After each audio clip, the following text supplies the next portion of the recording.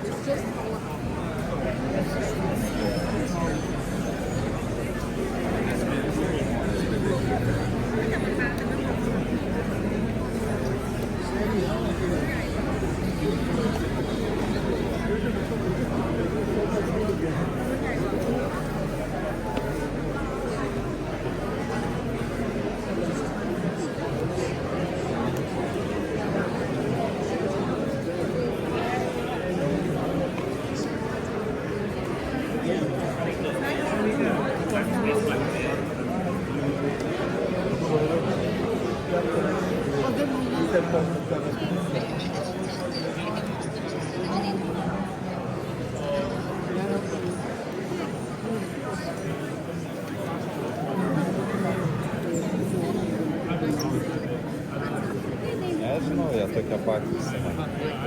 Sekundę, no,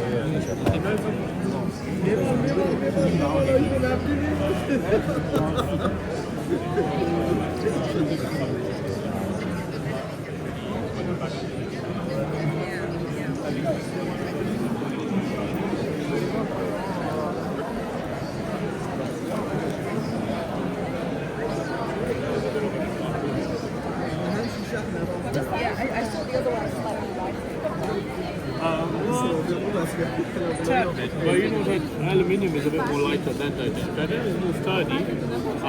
Also, it takes damage well. This is aluminium, unibody. So even repairability on your phone becomes really good.